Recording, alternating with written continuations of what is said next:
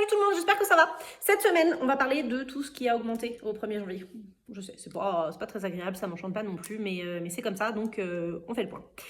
Déjà, bonne nouvelle, toutes les excursions ne vont pas augmenter, doubler de prix, absolument pas. La plupart vont se maintenir au même prix. Voilà, ça c'est la bonne nouvelle. Ensuite, ce qui va augmenter pour plusieurs excursions, c'est pas le prix de l'excursion, c'est la taxe. Vous avez vu qu'il y a plusieurs excursions qui ont des taxes à payer en espèces le jour de l'excursion. Alors, ces taxes-là, pourquoi elles sont à payer en espèces et à quoi elles correspondent ? Parenthèse, c'est de l'argent qui revient à des institutions nationales, notamment la CONAMP et la Semarnat, qui s'occupent de tout ce qui est environnement, zones naturelles protégées, etc. etc.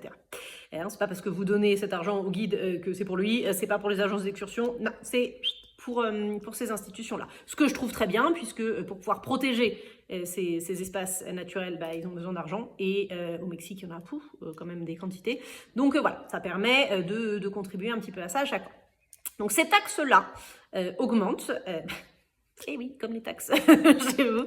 Ces taxes-là augmentent. On a plusieurs journées où elles étaient à 15 $ par personne. Elles vont passer à 20 $ par personne. Donc ça fait une augmentation de 5 $. C'est pas énorme, mais voilà, c'est à prendre en compte. Donc ça va s'appliquer pour Isla Conta, Isla Mujeres, pour nager avec les tortues, pour Holbox et pour Sian Ka'an. Donc sur ces 4 journées-là, on était à 15 $ par personne, on monte à 20 $ par personne. Okay, donc, ces 4-là.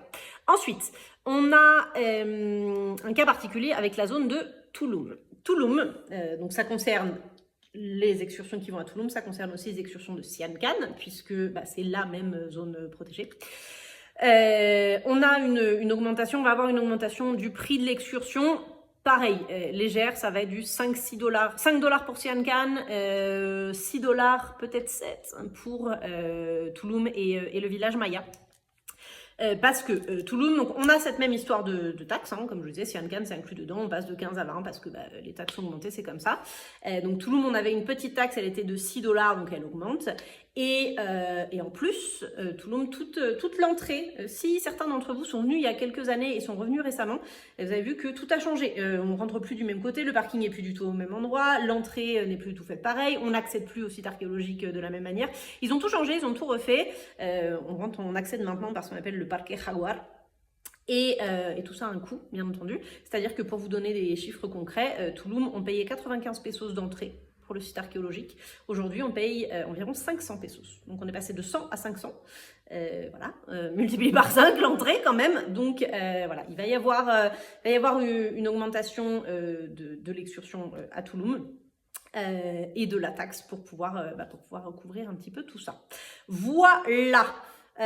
Sinon, tout ce qui est Chichen Itza, Koba, Ekbalam, la soirée Maya, les journées en catamaran et le baptême de plongée, et peut-être que j'en oublie d'autres, celle-ci, pas d'augmentation particulière. Voilà. Donc en résumé, les taxes qui étaient à 15 passent à 20, et pour Sian Ka'an et Tulum, on augmente un petit peu, mais en essayant de maintenir tout ça le plus bas possible. Donc finalement, on s'en sort pas si mal.